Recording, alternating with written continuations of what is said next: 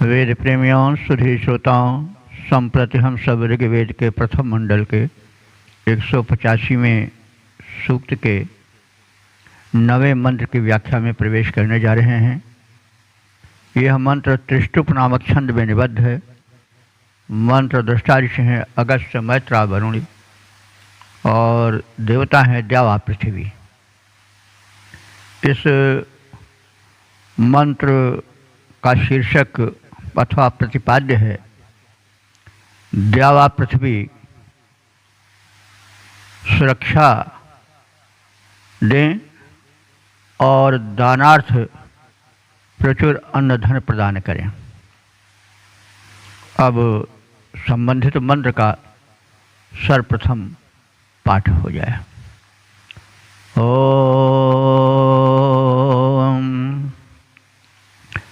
ओम उहाशंसा नर्या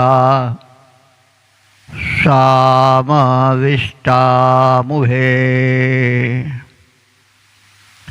मा भूति अवसा सचेताम्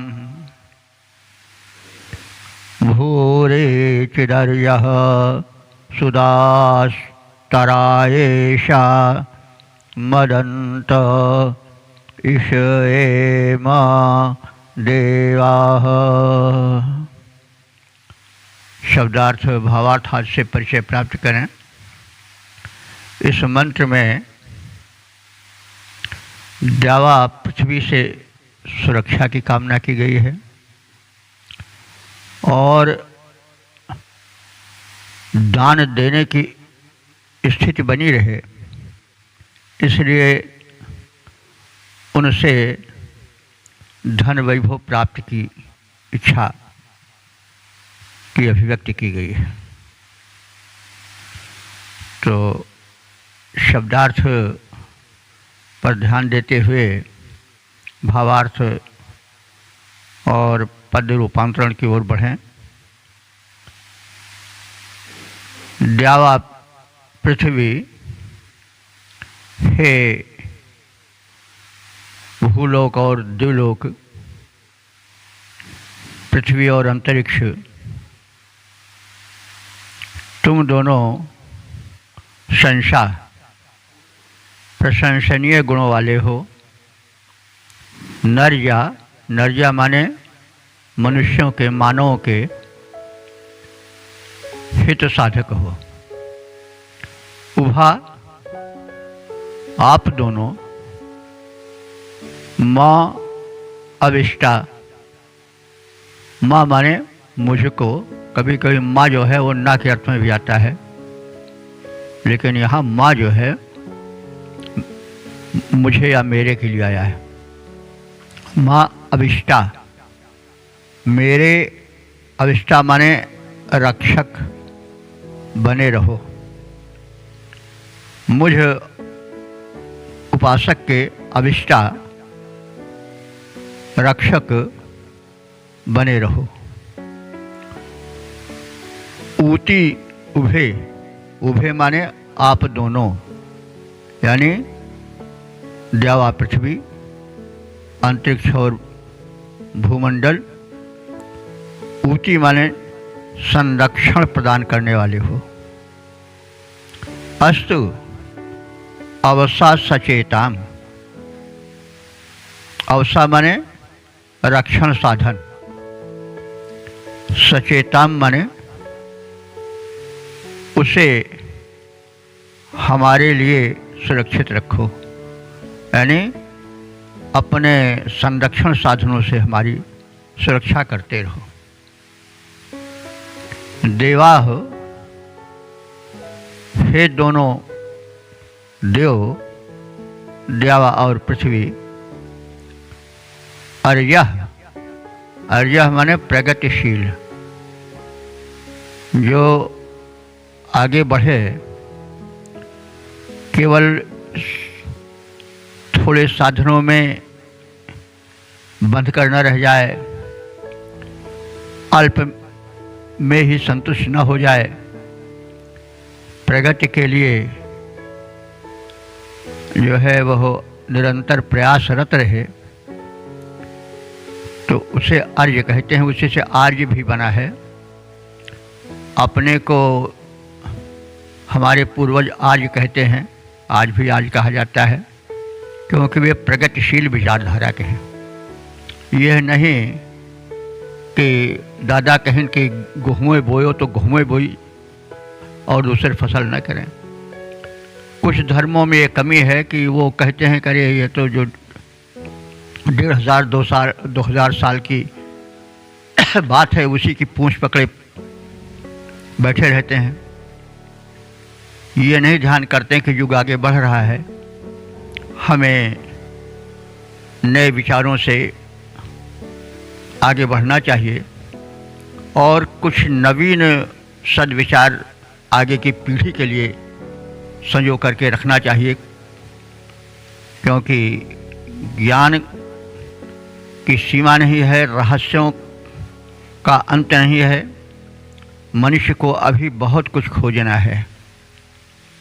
अभी तो मनुष्य बहुत थोड़ा जान सका है, क्योंकि ब्रह्मांड अनंत है। और जब हम आज से 1500-2000 साल कहीं बातों को ही पकड़े बैठे रह जाएंगे तो फिर आगे प्रगति रुक जाएगी। ऋषि ने आर्य से बनने वाले शब्द आर्य को प्रमुखता दी और एक वर्ग विशेष को आर्य कहा, इसलिए कि वह नित्य नए अन्वेषण, नित्य नई विचारधारा का आविष्कार करता रहता है, चिंतन मनन करता रहता है। और यही तो उन्नति है, यही तो प्रोग्रेस है। अब पशुओं में क्या है कि वो जैसे आज से 10-20 लाख साल पहले थे वैसे आज भी हैं, कपड़ा नहीं पहन पाए, कुछ कर नहीं पाए। अब इसके विपरीत मानव जो है वह प्रगतिशील है, वह पाषाण युग से आगे बढ़ता ही जा रहा है। तो इसलिए यह वेद का शाश्वत संदेश है कि आप समय के अनुसार अपने को ढालो और कुछ आत्महित में और समाज हित में, राष्ट्र हित में, मानव मात्र के हित में करो। यह नहीं कि जो कह दिया गया उसी की पूंछ पकड़े बैठे हैं। तो इन बातों पर सबको विचार करना चाहिए, क्योंकि समय के हिसाब से हम बदलते ही नहीं, बदलते हैं। प्रकृति है, सर्दी पड़ रही है तो हम गर्म कपड़े पहनते हैं, लेकिन जब गर्मी आवेगी तो हम कपड़े बदल देंगे। अब कोई ये कहे कि नहीं हमारे अमुक पिता माता या कोई कह गए हैं कि लो यह कपड़ा पहन लो, गर्म स्वेटर है, तो बस उसी को माने हम पड़े रहें। हम कुछ अपना भी चिंतन करें जो कि नवीन हो और हितकारी हो।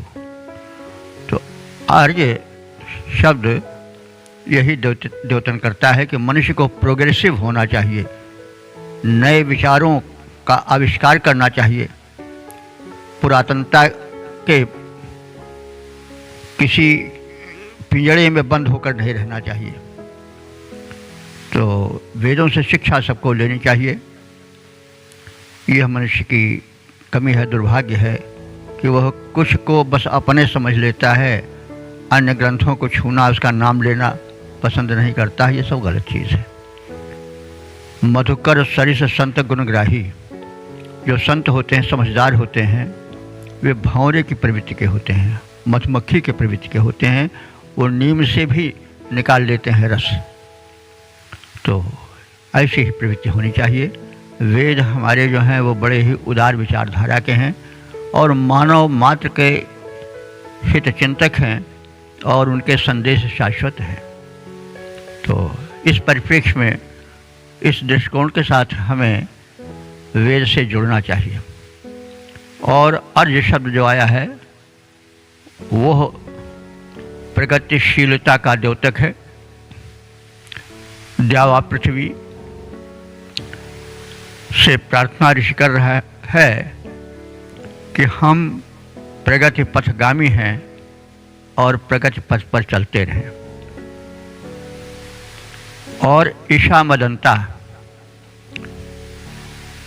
मदंतः आप दोनों जो हमको अन्न प्रदान कर रहे हो, भोज्य पदार्थ प्रदान कर रहे हो, उनसे मतलब जो खाया जाए भोज्य पदार्थ है उसे समझना चाहिए। वैसे ईश माने अन्न ही होता है, तो अन्न वही है, अद्वितीय तन्ना जो खाया जाए वो सब अन्न है। केवल चावल और गेहूँ ही नहीं बल्कि भोजन के अंतर्गत जो हम उदरस्थ करते हैं वो सब अन्न ही है। तो हे देवा पृथ्वी, तुमने हम सबके उपभोग के लिए व्यापक खाद्य पदार्थ प्रदान किए हैं और उससे हम मदंतः माने आनंदित होते चलें। उनके उपभोग से हम स्वास्थ्य, सुख, तृप्ति का अनुभव करते हुए प्रसन्न होते रहें। सुदास तराय, और आपसे यह प्रार्थना है कि हम सु माने श्रेष्ठ और दास तराय माने दान के लिए, हम उत्तम दान प्रदान करने के लिए, दानशील बनने के लिए दीनहीन न बने रहें। क्योंकि जब हम दीनहीन रहेंगे तो हम समाज में जो किसी कारण से अभावग्रस्त हैं उनकी सहायता कैसे कर सकेंगे। इससे सुदास तराय माने श्रेष्ठ उत्तम कोटि के दानशील बनने के लिए आप हमें भूरिचित इश एम, भूरिचित माने बहुत सा धन, इश एम माने प्रदान करो, या इश माने इच्छा करना भी होता है। हम बहुत सा धन आपसे प्राप्त करने की कामना करते हैं, इसलिए कि हम श्रेष्ठ दानी बन सकें। दान भी पात्र को देना चाहिए, कुपात्र को नहीं, इसीलिए सु शब्द लगाया गया है। सु दास तराय, हम श्रेष्ठ पात्रों को दान देने के लिए हम पर्याप्त मात्रा में इस एम धन की इच्छा करते हैं। धन कई प्रकार के हैं, कहा गया है कि जो धन्य करते हो धन है, विद्या धन, बुद्धि धन, स्वास्थ्य धन, ये मुद्रा आदि सब हैं। हम केवल धन शब्द को मुद्रा से ही ना जोड़ें, करेंसी से ही ना जोड़ें, बल्कि उसके व्यापक अर्थ को लेकर के चलें। तो प्रशंसनीय तथा मानव के हित साधक दोनों ये देव, द्यावा और पृथ्वी, संरक्षण के अनेक साधनों से युक्त हैं। क्योंकि अंतरिक्ष में ऊर्जा सूक्ष्म रूप से व्याप्त है, वो पृथ्वी पर आती है और पृथ्वी उसको अन्न, फल, फूल, मूल के रूप में व्यक्त करती है, प्राणियों का संरक्षण करती है, उनकी क्षुधा मिटाती है। तो द्यावा और पृथ्वी संरक्षण के अनेक साधनों से युक्त हैं। ये दोनों संरक्षक देव संरक्षण साधनों से हमें पोषण प्रदान करते रहें। हे देव, आपसे यह और भी प्रार्थना है कि हम प्रगति पथगामी बने रहें, संकुचित दृष्टिकोण के पिंजड़े में बंद जीवन न बितावें, कारागृह वाला, जेल वाला, कैदी वाला जीवन न बितावें कि एक बड़े संक्षिप्त दायरे में रह करके ज़िंदगी जी रहे हैं। प्रगति का मतलब ये नहीं हुआ कि शिष्टाचार का अंत करना, बल्कि प्रगति का मतलब हुआ कि कुछ नई मानव हितैषी समाज में कल्याणकारी भावनाओं को, शोधों को स्थान दें, तो वही प्रगति है। प्रगति के नाम पर अनर्थ भी हो जाता है। अब होते होते लोग बिल्कुल, स्त्रियाँ जो हैं नग्न हो रही हैं। एक और ऐसा है कि लोग हिजाब नहीं छोड़ना चाहते हैं, आंदोलन करते हैं कि देह ढककर चलें, और एक और ये है कि नग्नता बढ़ रही है। तो ये अतिवादिता दोनों है। अतिवादिता से दूर रहने का संदेश वेद देते हैं और वेदाश्रित संस्कृत जो है अतिवादिता से दूर रहने का संदेश देती है। इसीलिए गीता में कहा गया है कि समत्वम योग उच्यते, समता माने मध्यम संतुलित जीवन ही जीवन है, और वही जो है योग भी है। तो इसलिए मनुष्य को संतुलित जीवन, संतुलित विचार, संतुलित आहार ग्रहण करना चाहिए। क्योंकि असंतुलन जब हो जाता है तभी विकार आता है। संतुलन ही सृष्टि का मूल है। शरीर भी चलती है तो संतुलन से चलती है, कुछ भी है तो संतुलन से। तो वही चीज़ है कि हम संतुलित जीवन बितावें और जैसा अभी कहते आ रहे हैं कि प्रशंसनीय तथा मानवों के हित साधक दोनों ये देव द्यावा और पृथ्वी संरक्षण के अनेक साधनों से युक्त हैं। ये दोनों संरक्षक देव संरक्षण साधनों से हमें पोषित करते रहें। हे देव, प्रगति पथगामी हम अन्न धन आदि से संपन्न होकर आनंदित होते रहें। हम उत्तम दान देने के लिए प्रचुर धन संपदा की कामना आप दोनों देवों से करते हैं। पद रूपांतरण देखें। द्यावा पृथ्वी देव प्रशंसित संरक्षण साधन से युक्त, द्यावा पृथ्वी देव प्रशंसित संरक्षण साधन से युक्त दे पोषण रक्षण साधन वे कर बाधाओं से निर्मुक्त प्रगति पंथगामी हम सबकी हों प्रशस्त उन्नति की राहें अधिक दान दे सकें, इसलिए तुमसे अधिक संपदा चाहें।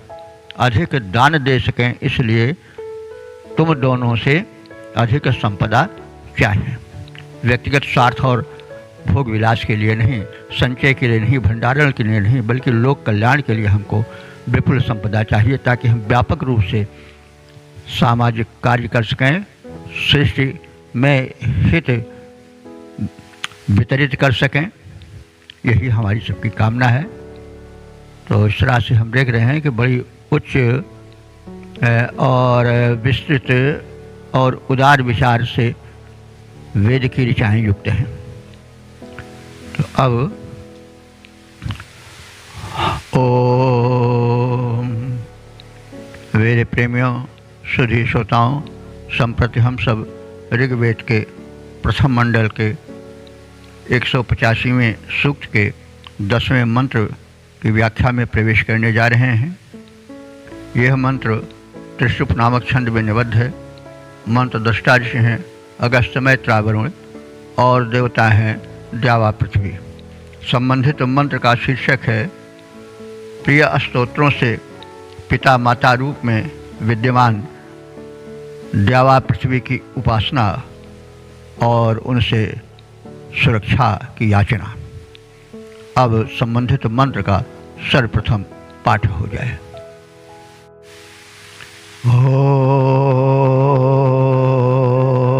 ओम ऋतं दिवे तद्वोचं पृथिव्या अभिश्रावाय प्रथमं सुमेधाः पातामवद्याद् दुरितादभिके पिता माता च रक्षतामवेभिः। शब्दार्थ भावार्थ से परिचय प्राप्त करें। जन्म देने के कारण पृथ्वी प्राणियों की माता है और पोषण प्रदान करने के कारण अंतरिक्ष का द्युलोक पिता है। उनसे पाप जो कि पीड़क होते हैं उनके नाश करने की प्रार्थना की गई है और स्तुति द्वारा सुरक्षा की याचना प्रस्तुत की गई है। शब्दार्थ के साथ भावार्थ आज की ओर बढ़ें। सुमेधा, हम उपासक गण उत्तम शुद्ध बुद्धि से युक्त हैं, यानी हमारे विचारों में पवित्रता है।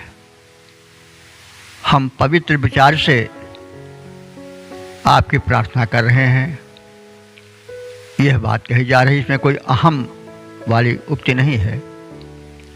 यह अपने हृदय की शुद्ध स्थिति को सरलतापूर्वक व्यक्त करने के कारण यह सुमेधा शब्द प्रयोग किया गया है। हम उपासक गण हे द्यावा पृथ्वी सुमेधा, पवित्र बुद्धि से शुद्ध बुद्धि से युक्त हो चुके हैं। पृथिव्याः दिवे अभिश्रावाय। पृथिव्याः माने पृथ्वी के, दिवे माने द्युलोक के, यानी द्यावा पृथ्वी के, अभिश्रावाय माने उन्हें स्तुति सुनाने के प्रयोजन से प्रथमम तत्ऋतम, पहले उस सत्यवाणी, सार्वभौम सत्यवाणी क्या है? वेद की ऋचाएं। क्योंकि सत्य की परिभाषा सबसे पहले ऋग्वेद में हुई है। ऋग्वेद के मंत्रों को ऋचा कहते हैं।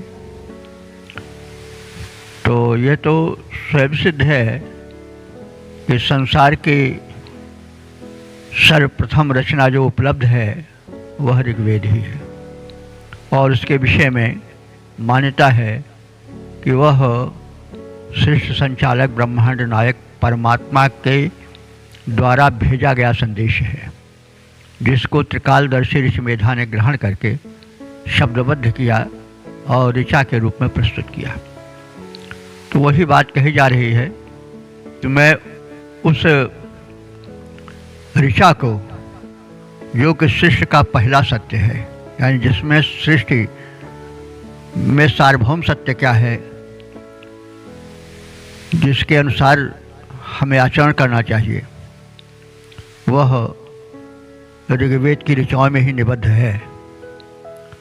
तो देवा पृथ्वी को संबोधित करते हुए ऋषि कह रहा है, उपासक कह रहा है कि हम उपासक शुद्ध विचार से, छल कपट रहित विचार से दूर होकर के, शुद्ध विचार से युक्त होकर के और अशुद्ध विचार या पापपूर्ण विचार, दूषित विचारों को दूर करके, उनसे हट करके, सत्य से युक्त होकर के आपकी प्रार्थना करते हैं। और प्रार्थना कैसे कहते हैं, किस साधन से करते हैं? उस ऋचा से, वेद मंत्र से, जो कि सार्वभौम सत्य की प्रथम प्रकाशिका है। तो उस प्रथम सत्य का प्रकाश वितरण करने वाले वेद मंत्र से हम आपकी प्रार्थना करते हैं, जिसमें कि कहीं झूठ का लेश नहीं है। सच्चे दिल से हम आप सबकी प्रार्थना करते हैं। अवोचम माने स्तुति के मंत्र बोलते हैं। अभी के आप दोनों, अभी के माने मिलकर रहने वाले हो। अभी के माने मिलकर, जुड़कर रहने वाले हो। तो पृथ्वी और आकाश तो जुड़े ही हैं, और यदि हम थोड़ी दूर दृष्टि डालें तो एक अस्थांग क्षितिज होता है, जहाँ की पृथ्वी और आकाश दोनों स्पष्ट मिले हुए आलिंगन से करते हुए प्रतीत होते हैं। क्षितिज, दूर देखने पर वह भाग जहाँ के पृथ्वी और आकाश एक दूसरे का चुंबन करते हुए, मिलते हुए, आलिंगन सा करते हुए प्रतीत होते हैं। तो इस प्रकार से तुम दोनों एक दूसरे से युक्त हो, संयुक्त हो, मिले हुए हो, जिसका हम पूर्ण दर्शन क्षितिज रूप में करते हैं। तो आप परस्पर मिलकर सहयोग पूर्वक कार्य करने वाले हो। आप हमारे पिता माता चा, पिता और माता के तुल्य हो, और तुल्य क्या, पिता और माता हो ही। पिता संरक्षण देता है, माता लालन पालन पोषण करती है। तो तुम दोनों पिता और माता हो। अवे भी रक्षताम, अपने संरक्षण साधनों द्वारा हम सबकी रक्षा करो। अव कहते हैं रक्षण को, अवे भी माने संरक्षण साधनों द्वारा हम सबकी रक्षताम माने रक्षा करते रहो। तो शुद्ध बुद्धि से मैं सार्वभौम सत्य रूप को प्रकाशित करने वाली ऋचाओं के द्वारा पृथ्वी और द्युलोक को अपने अस्तुत वचन सुनाता हूँ। पास पास रहने वाले, क्षितिज में परस्पर आलिंगन रूप में दिखाई पड़ने वाले आलिंगनबद्ध पिता अंतरिक्ष और माता पृथ्वी को हम प्रणाम करते हैं और प्रार्थना करते हैं कि ये दोनों देव हमें निंदनीय पापों से बचाएं। अवद्यात दुरितात पाताम, अवद्यात माने अति निंदनीय और दुरितात माने पाप से, पाताम माने रक्षा करें। तो ये दोनों द्यावा पृथ्वी हम पुत्रों की, मनुष्यों की, प्राणियों की उसी प्रकार से रक्षा करें जैसे पिता और माता करते हैं।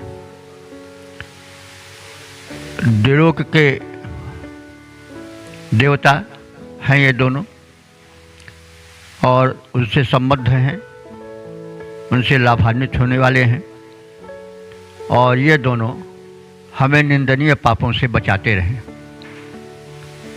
और अपूर्व संरक्षण प्रदान करते रहें। यह हम सबकी प्रार्थना है। पद्य रूपांतरण पर ध्यान दें।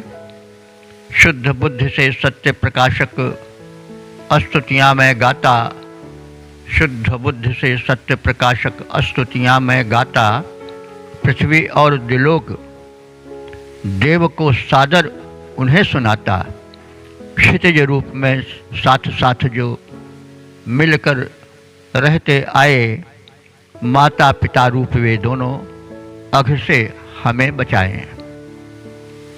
ओम। वेद प्रेमियों, शुद्धि श्रोताओं, संप्रति हम सब ऋग्वेद के प्रथम मंडल के 185वें सूक्त के 11वें मंत्र की व्याख्या में प्रवेश करने जा रहे हैं। इस मंत्र के दृष्टा ऋषि हैं अगस्त, मैत्रा, वरुण, छंद है त्रिष्टुप और देवता हैं द्यावा पृथ्वी। इस मंत्र का प्रतिपाद्य है उपासकों की स्तुतियाँ सुफल हों और उन्हें दीर्घायु, अन्न, धन आदि की उपलब्धि हो। अब संबंधित मंत्र का सर्वप्रथम पाठ हो जाए।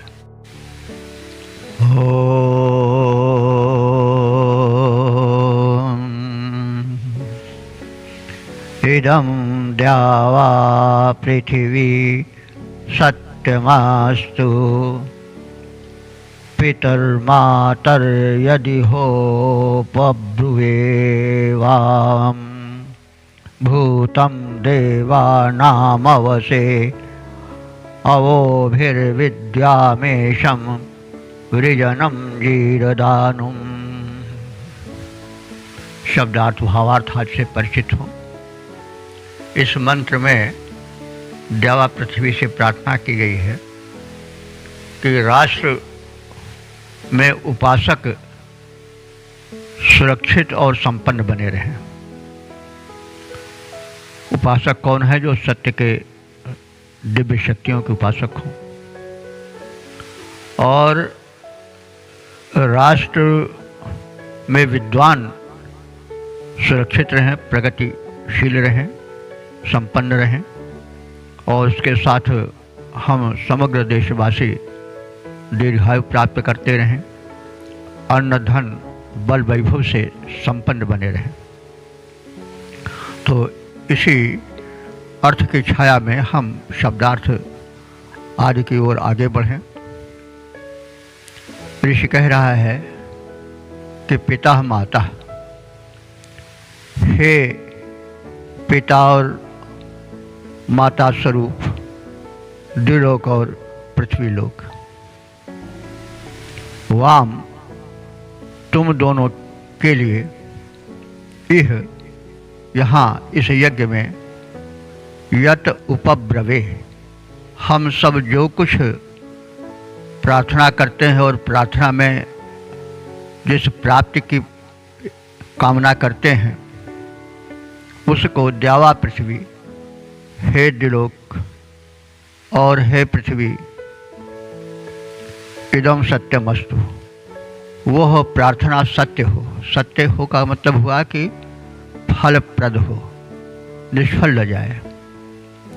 देवानाम अब में हम और हमारे विद्वान स्तोताओं के समीपवर्ती आप दोनों बने रहें। यानी समीपवर्ती बने रहने का मतलब हुआ कि बिल्कुल रक्षण के लिए निकट बने रहो, हमारे पास ही बने रहो। तो सामीप्य लाभ की कामना की गई है कि हम तुम दोनों माता पिता स्वरूप पृथ्वी और आकाश के प्रिय बने रहें, और आप जो है वह हम पुत्र स्वरूप प्राणियों के, मानवों के बिल्कुल निकट बने रहो, उनसे दूर मत जाओ। अवे भी भूतम, अवे भी माने संरक्षण साधनों से हम वंचित न रहें, तुम्हारे संरक्षण साधनों से हम संयुक्त रहें, और हम देशवासियों को, राष्ट्रवासियों को, प्राणियों को, मानवों को आप इशम माने व्यापक रूप से पुष्ट आहार दो, अन्न दो। वृजनम और हमें बल दो। जीरदानुम माने दीर्घायु दो, और तुमसे हम इन कथित वस्तुओं को विद्याम, विद्याम माने प्राप्त करते रहें। यानी हम सभी उपासक तुमसे अन्न, बल और दीर्घायु की प्राप्ति करते रहें। हे पिता रूप द्युलोक और माता रूप पृथ्वी, तुम दोनों के स्तुति रूप में प्रस्तुत हमारे स्तोत्र निष्फल न जाएं। यानी जो प्रार्थनाएं हम सब कर रहे हैं वे आप सबके सहयोग और कृपा से पूरी होती चलें। और यही नहीं, आपसे एक और प्रार्थना है, वो यह है कि हमारे विद्वान जो अन्वेषक हैं, वैज्ञानिक हैं, वेद के सूक्ष्म ज्ञाता हैं, उनके बिल्कुल निकट रहो और उनको निकट से संरक्षण दो। देखिए, विद्वान, वैज्ञानिक, कवि, लेखक ये अपने आविष्कारों से, अपनी भावनाओं से चेतनाएं जगाते रहते हैं, प्रगति पथ पर ले चलते रहते हैं। इसलिए राष्ट्र में विद्वानों का समादर होना चाहिए, जो सत्कर्मशील हैं, जो भावना, शुभ भावनाएं जगाकर सत्य की प्रेरणा देते हैं।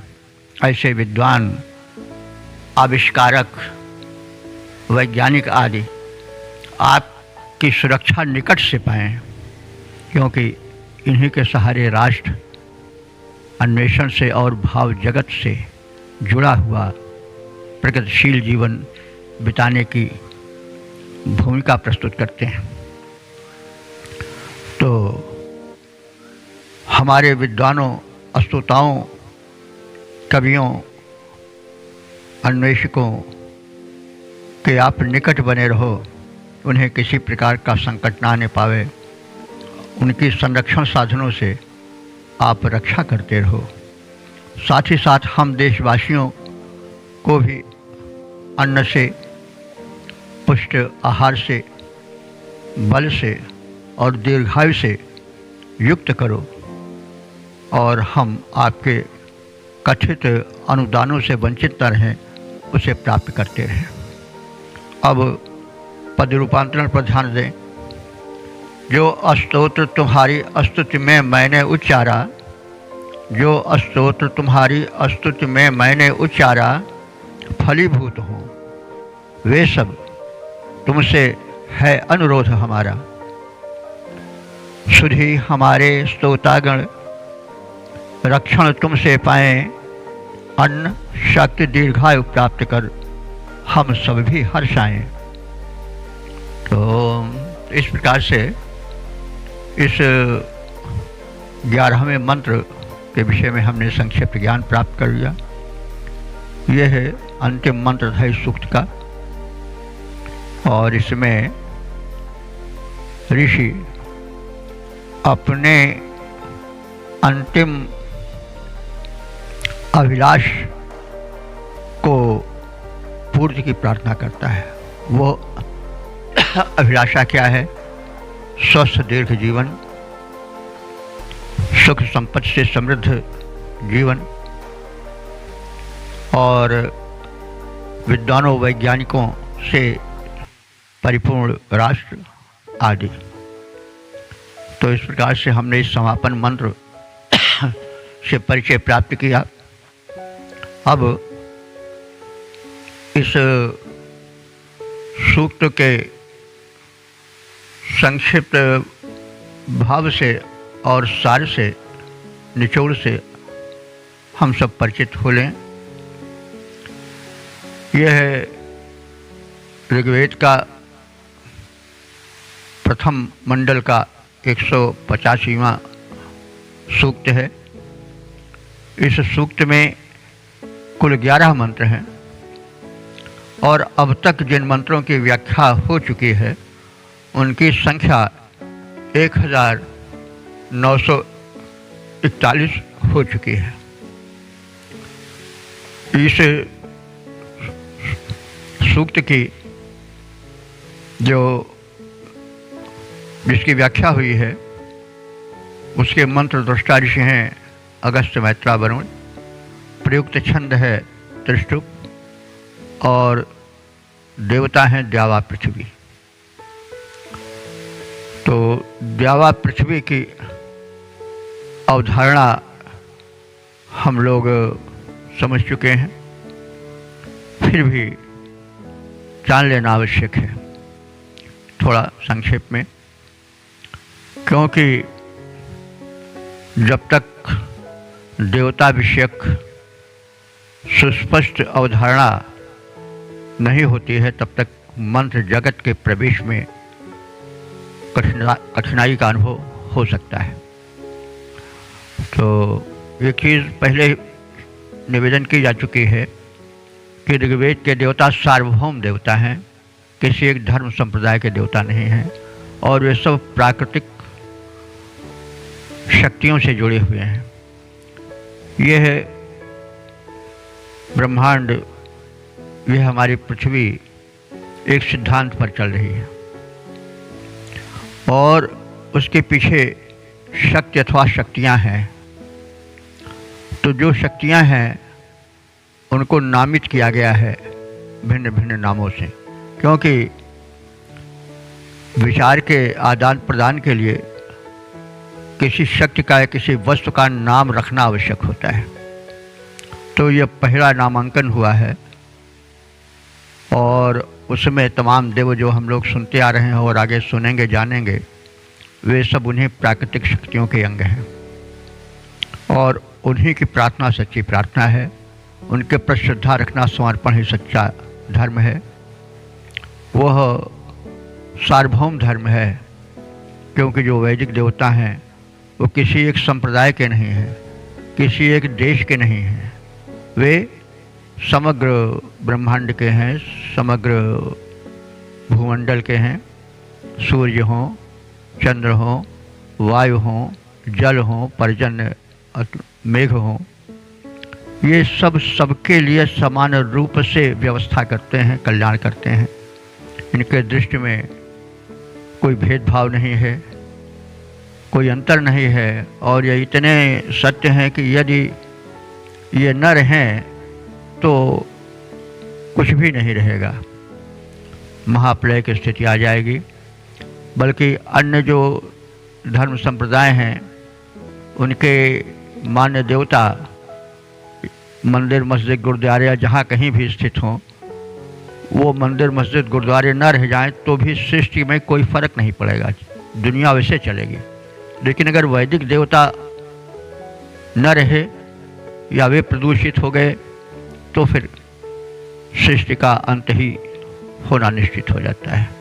तो इसलिए वैदिक देवता सार्वभौम देवता हैं, सदा रहे हैं, सदा रहेंगे। जब तक धरती रहेगी तब तक वे रहेंगे।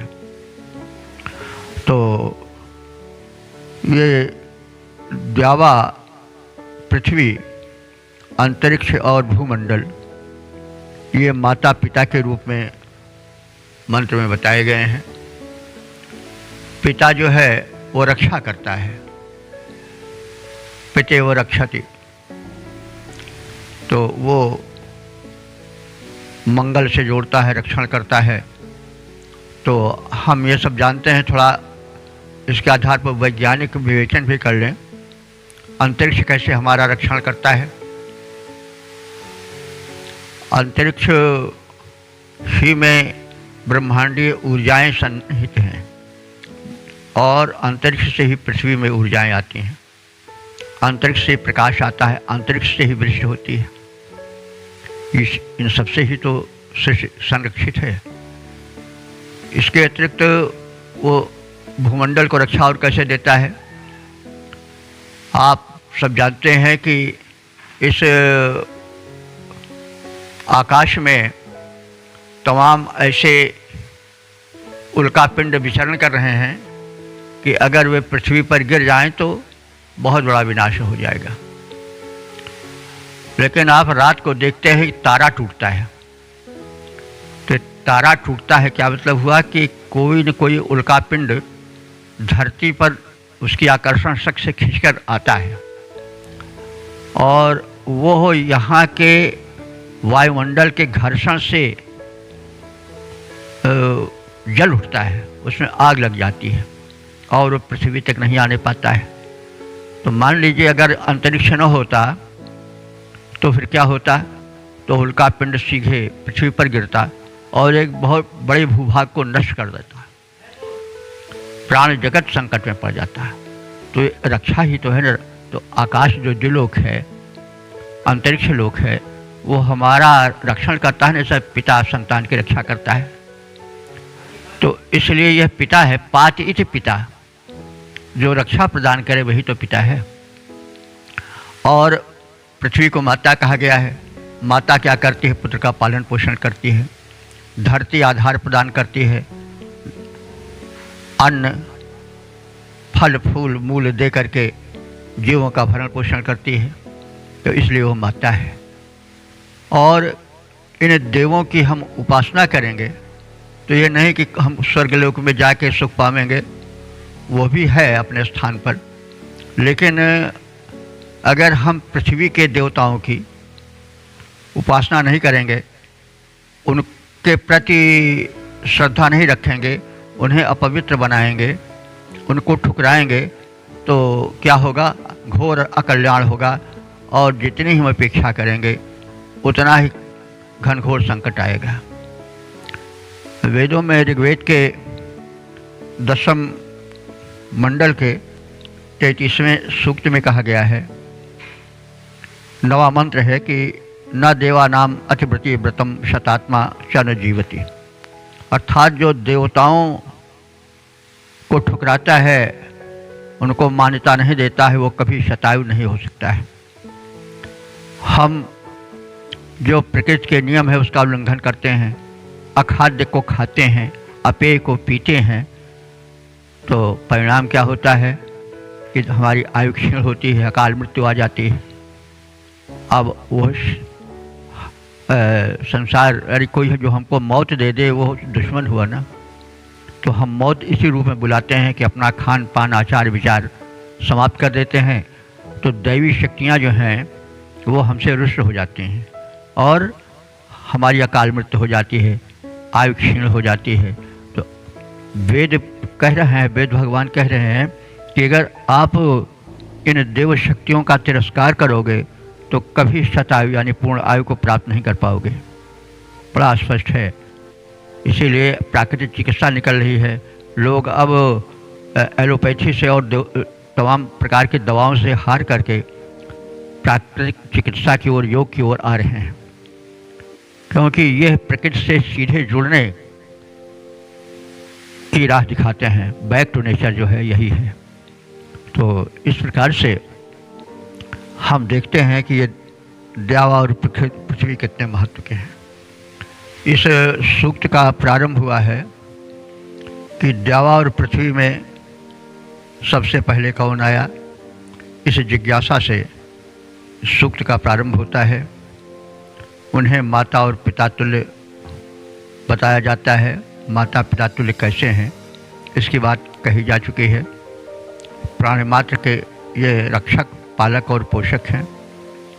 उनसे यह प्रार्थना की गई है कि आप अपने अनुदानों से हम मनुष्यों को, प्राणियों को स्वस्थ संपन्न बनावें और पाप से रक्षा करें। यह जो है, यह शब्द कि रक्षतम नो अभ्वात, यह बार बार कई मंत्रों में आया है। हमें पाप से बचाओ, क्योंकि पाप पीड़क होता है।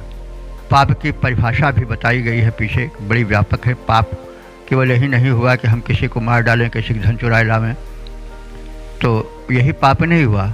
हम अगर जो प्रकृति में निर्धारित है उसके विरुद्ध आचरण करते हैं या आहार विहार करते हैं तो वो भी पाप है। तो पाप की परिभाषा, पाप का क्षेत्र बड़ा व्यापक है और पाप पीड़क होता है। पाप करने पर उसका दुष्परिणाम ज़रूर मिलता है। तो पाप हमारी बुद्धि से होता है। हमारी बुद्धि दूषित हो गई, विचार दूषित हो गए तो पाप कर्म तो होंगे ही।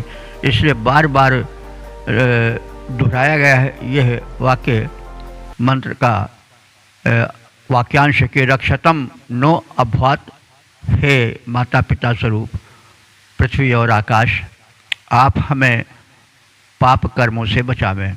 तो जैसे हमने कहा कि पाप कर्म बड़ा व्यापक है। आहार विहार, खान पान, बोल चाल, सबसे इसका संबंध है।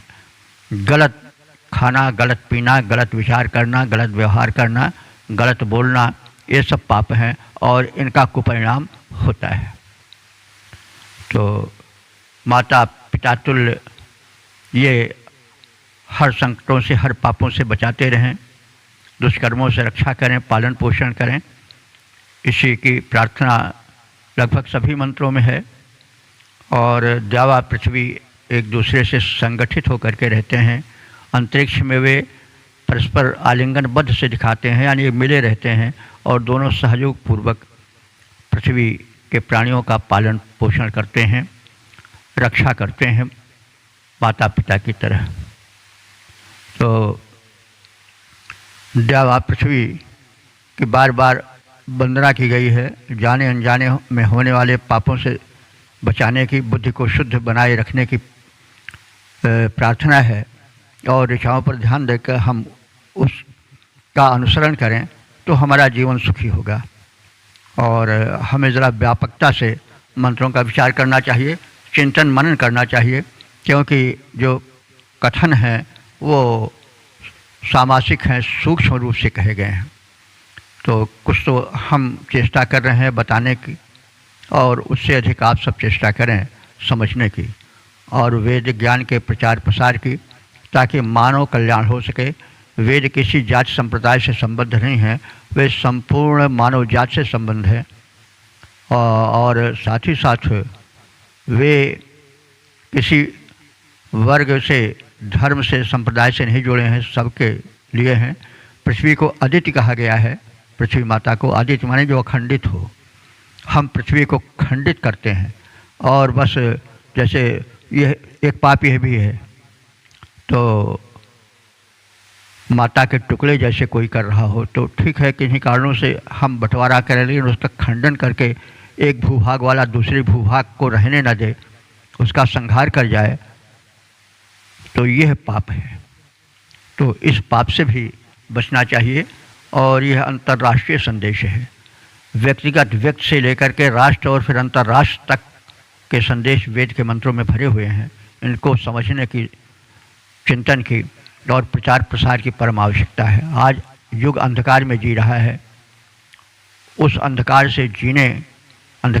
में जीने से निकाल करके प्रकाश में लाना जो है वो वेद की ऋचाओं में, मंत्रों में सन्निहित है। उसको अच्छी तरह से सुनना, समझना, चिंतन मनन करना ही विश्व का प्राणी मात्र के कल्याण का साधन है। तो इस प्रकार से इसमें इस सूक्त में यह भी कहा गया है कि हमारे राष्ट्र के विद्वान सुरक्षित हों। ये तो परम सत्य है। अगर वैज्ञानिक न हो, विद्वान न हो, तो राष्ट्र दयनीय स्थिति में चला जाएगा।